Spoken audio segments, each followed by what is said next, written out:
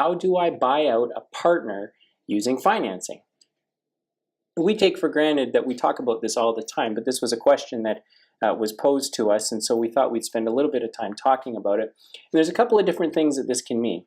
You could get the money from the partner to finance you, and I'll give you an example of that in a minute.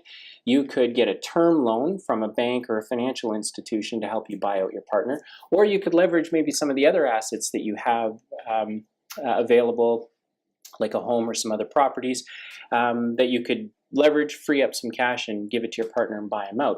It depends on your situation and your circumstances, and if you're on good terms with your partner, then that makes it easier as well. And so one of the examples is by using your partner to finance the purchase. And so here's a real life example.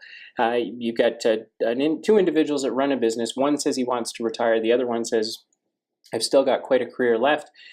The partner that wants to retire says, look, give me $500,000 and I'm out of here.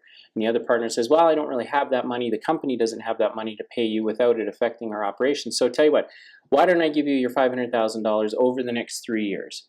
And the other partner might say to himself, well, tell you what, make it $550,000 and you've got a deal.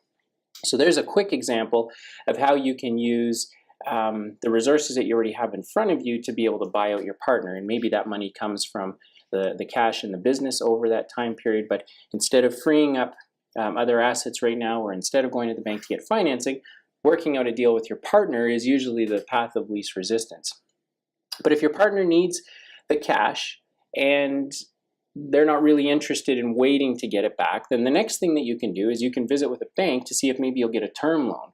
The bank will look at both your net worth and the financial viability or stability of the business, and then they'll decide whether or not they'll give you a loan over 5 or maybe 7 years at really good interest rates from which you could use the proceeds, give it to your partner, and off they ride into the sunset.